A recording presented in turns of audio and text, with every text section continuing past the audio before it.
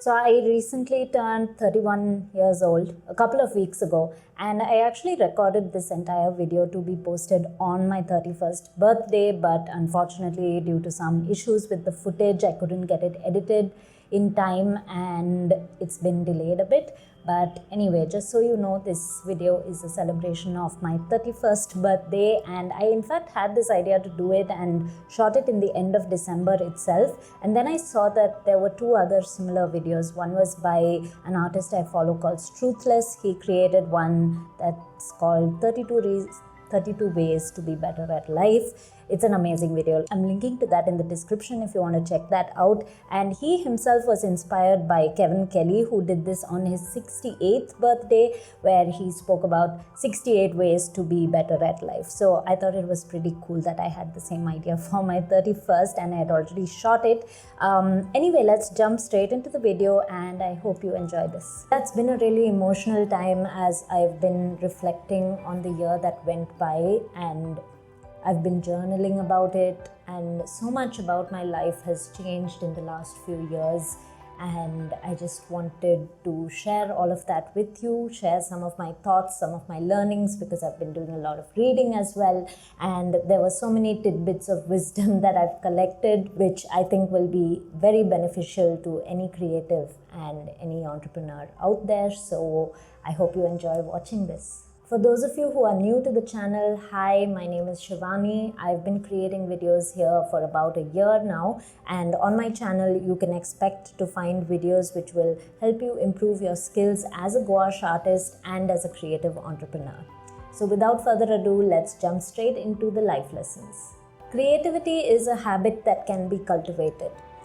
I think a lot of us are led to believe this notion that you need to be born with some kind of creative spark or some kind of genius for you to really make your mark in this world as a creative person. But I really beg to differ. I think my experience over the last 2 years has shown me that creativity is absolutely something you can cultivate just by putting in the work, by showing up on the blank page and all of those things, which I'll dive deeper into in more of my points. But two books that really helped open my eye to this was The Practice by Seth Godin and The Artist's Way by Julia Cameron. Both of those books really focus on the importance of creating even when you don't feel like it, or when you don't feel that spark of inspiration or whatever it is you're expecting to feel. Creativity is something that is inside each and every one of us, and if you build a habit of creating every single day, you'll be shocked at what you're able to create at the end of it. Chase your curiosities. So this is one that I picked up from one of Austin Kleon's book. I'm not sure if it was Show Your Work or Steal Like an Artist. I love both of the books though, but it's really important when you are feeling an urge from within you, or you are feeling intrigued by something, to really follow that and to chase that curiosity, because you're really not sure where it's going to lead, and give yourself that time to play and to explore something, even if it's completely new for you, because that road usually leads to something really amazing. Read a lot. Books are one of the greatest forms of inspiration that exists, and one of the greatest forms of wisdom that exists. I 100% buy into the idea that books can change your life, and I've been trying to read more and more over the last few years, and in 2022 I managed to read 30 books, which is a lot for me. By the way, you can follow me on Goodreads to see what I've been reading, and I do a few book reviews on this channel once in a while as well. Even if you take away just one insight from a book that you read, it is completely worth it. It's like $5 or $10 that you're going to spend on a book, and if you get even one insight out of that which is going to change your life, it is absolutely worth that money and the time that you spend to read it. Also, getting into the habit of reading really helps you develop patience, which is useful in every single aspect of your life, and not just patience but also concentration. So definitely use books, learn from other people's mistakes and experiences so that you can fast track your career or whatever your goals might be. You get to choose whether you're going to be your own biggest cheerleader or your worst enemy. You can be that person who beats yourself up every single day because you didn't do something, or you can be somebody who looks at everything that you're winning at and everything that you're actually accomplishing, and you can cheer yourself on, which in turn will make you accomplish a lot more. Don't forget that every single day that you exist on this planet, that choice lies within you on whether you're going to be cheering yourself on or whether you're going to beat yourself up. A system won't work unless you do. So you can spend all the time learning to use a new tool, learning to create this new amazing task management system for yourself. But unless you're going to put in the work and you're going to maintain your system and you're going to actually follow through on all the things that you said you'd do, that system is not going to work for you. So in the end, all of it lies in the work that you put in and your commitment to that system that you create. Your health is everything. If you don't have the physical body and the physical capacity to take you through your life and to help you create everything that you want to create in life, it's of no use. So at the end of the day, I know a lot of us put aside our fitness goals or our health goals. We always save that for a later date. We're so focused on our day-to-day grind and hustle, and the health aspect of our lives just ends up taking a back seat. But we need to remember that unless we prioritize our health and our well-being, none of our other goals are going to move forward in life. Our body is our vessel with which we go through this life, and we really need to take care of it if we want to accomplish all those big dreams that we have. Using the health analogy to apply to everything else in life, if you want to build muscle, you've got to put in the reps. So this applies to every aspect of your life, no matter what you're trying to accomplish. I'll take the example of art since that's my domain. If you want to become a better artist, you need to create art. There is no other way anything is going to happen for you other than actually putting in the work and actually doing the thing that's going to take you to where you want to go. Originality is overrated. So this again comes from the book Steal Like an Artist, and I think that's one of the major takeaways from that book, because the author tells us about how, in a sense, everything is copied or everything is inspired by something else. But we get to have our own take and we get to put our own spin on all the things that we create. So don't be afraid of inspiration and don't be afraid of your ideas being distilled down from somebody else's ideas. That's completely fine. Of course, you need to understand the difference between that and downright plagiarism, which is not okay. But once you understand that distinction, you can become comfortable with the fact that everything you create does not have to be 100% original, because I don't think 100% original even exists. Connection is something we all crave, and you can make the first move. I know a lot of us think of ourselves as inferior to other people that we look up to, especially in the world of social media. But over the last 1 year, I've had the pleasure of connecting with artists that I really admire. I've just sent them a DM, I've reached out to them, and I think that's the beauty of platforms like Instagram. Even though the platform has its own negative effects in our society and on our mental well-being, but I think if you use a platform for what it's good at and what it can give you, and if you focus on that, you can do things that you didn't think were possible otherwise.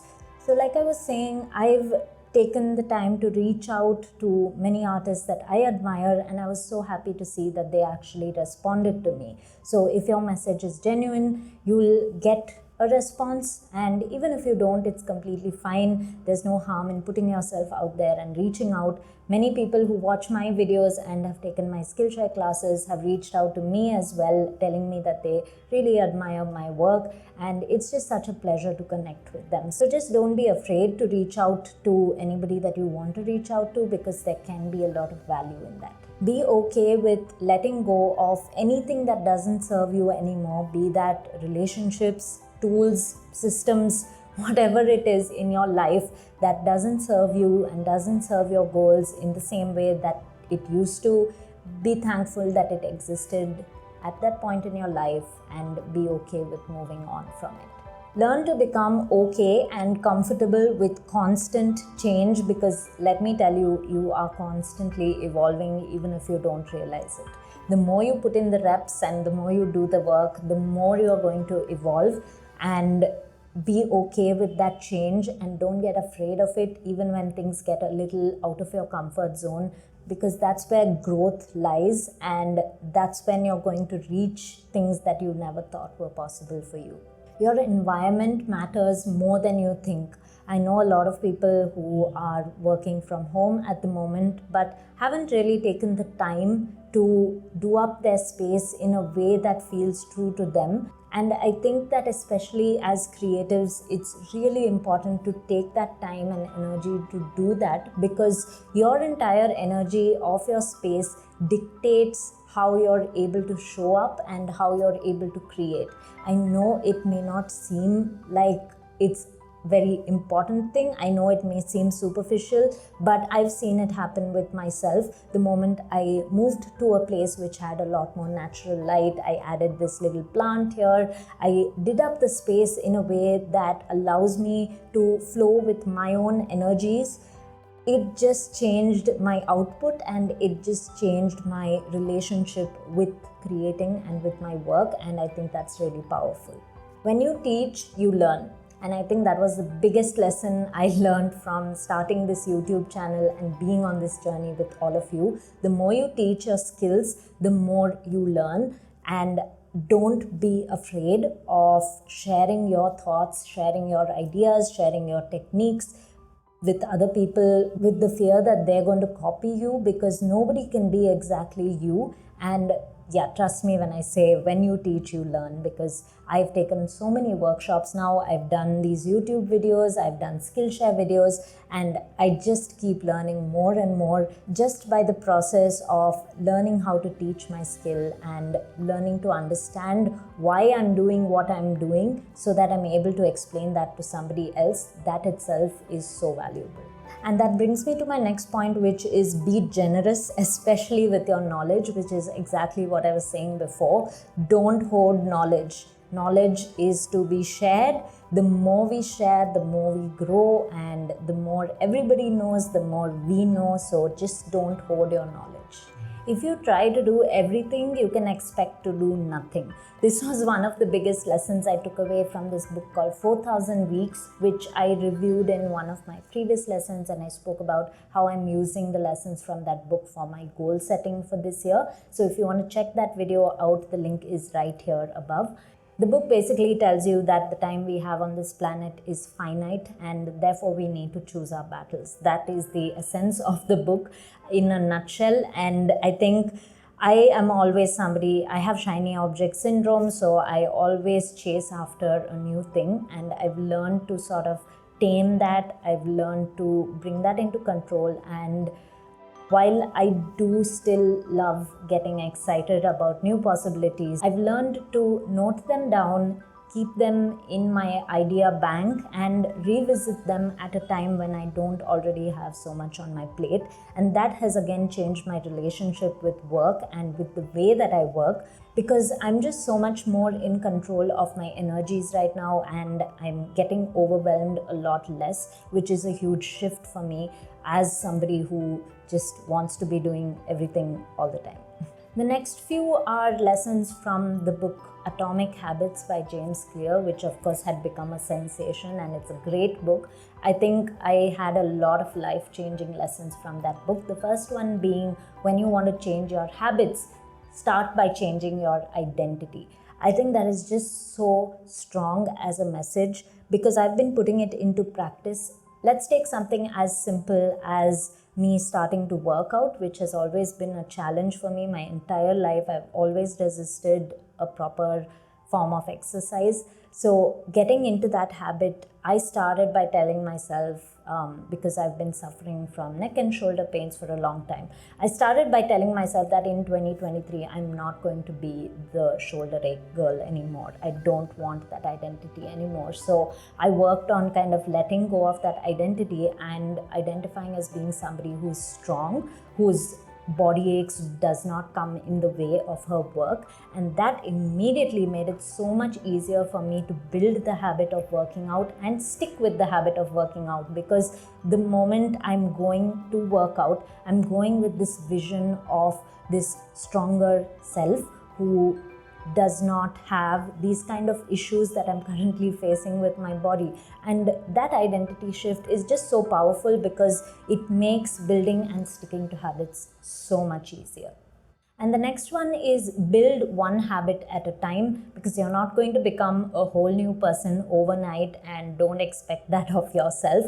And I think it's the beginning of a new year and all of us build all these resolutions, and what I think is the biggest reason we fail at them is that we try to stick with all of them at the same time, which is really not sustainable, because we are literally expecting ourselves to wake up on 1st Jan a completely new person, and that's just not how things work. So if you want to sustainably build a new habit and stick with it, it's best to do it one at a time. So let's say you want to start reading every single day. First build that, and then once you've reached a point where reading every day is just second nature, you don't even need to think about it anymore. You wake up in the morning, you pick up a book and you read for half an hour. At that point, it's time to start building your next habit. So that could be, say, journaling or whatever it is for you. Build one habit at a time. The next thing is something my parents put into me from a very young age, and I'm so grateful for, which is to keep track of your money. And no matter how little you may be earning right now, make sure that you're saving some portion of your income. Your future self will definitely thank you for that. There's also this little section in Atomic Habits that tells you that a person who fails and a person who succeeded, both of them started out with the same goal. So it's not the goal that matters, it is the commitment to the goal and the work that you put in that actually brings you success. What I've learned is that one of the most scary things is facing the blank page. So I would really recommend spending some time sitting with that discomfort, facing that blank page every single day, and then just moving past it. Because once you've moved past it about 100 times, it no longer is as scary as it used to be. And this is coming from somebody who was terrified of the blank page just a few weeks or months ago. I've reached a point now where I know that once I sit down, I will create, and that's a really powerful place to be in, where you know that you have it in you to face your blocks. And the only way you can cultivate that is by just sitting again and again and again and facing that blank page and realizing that it's really not that scary anymore. That brings me to my next point, which is one of the biggest fears we have with the blank page, is that we are scared that we're going to make some crap. So my pointer for you is be okay with making some crap. It is completely fine if you don't want to show something that you created to the world. Just don't put it on social media. Let it be completely for yourself. But you have to fail a few times. You have to create some art that is not so good. It'll keep happening every now and then, and it's completely fine. It's how you learn. It's how you learn what not to do and what you don't like, so that it sets you up for creating more art that's actually very beautiful to you and to the rest of the world. Morning pages and journaling are life-changing. I learned to do morning pages every single day. That was one of the habits I built in 2022. By reading The Artist's Way by Julia Cameron. The book is like a 12-week course, and it tells you that you have to do the morning pages every single day while you are doing that 12-week course.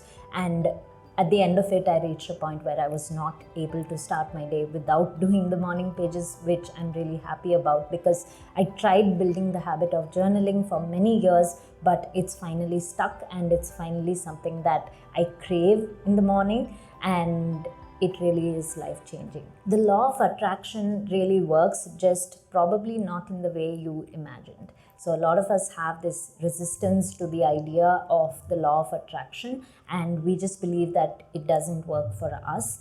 But I need to tell you that there's a reality check that you need in that department, because something is not going to happen just because you wake up every morning and you say you wish it were true.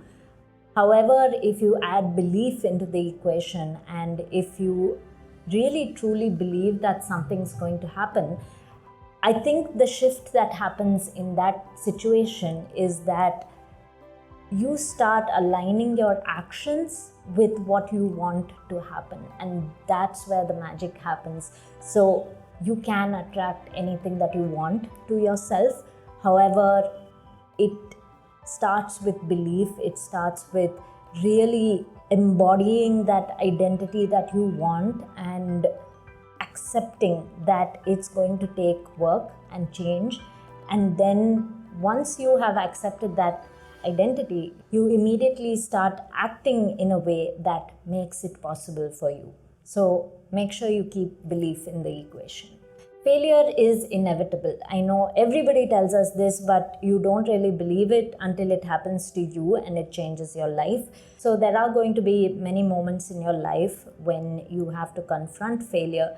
Just remember that it's very temporary and you're going to move past it, and you're going to come out on the other side of it so much stronger as long as you just accept it as a natural part of life. Don't fight it. Sometimes it happens and it's completely fine and it's nothing to feel embarrassed about.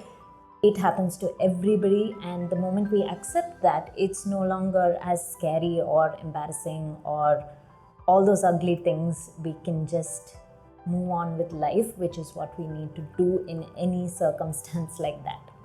Develop self-awareness. Realize that we're all imperfect, we all have our shortcomings, and it's fine. All you need to do is be aware of your imperfections, not so that you can beat yourself up, but so that you can make changes where you want to, especially if you feel that something about you is not the way you would like it to be, or you can prevent situations that bring out the worst in you. So all of that starts from self-awareness, and it is very, very important.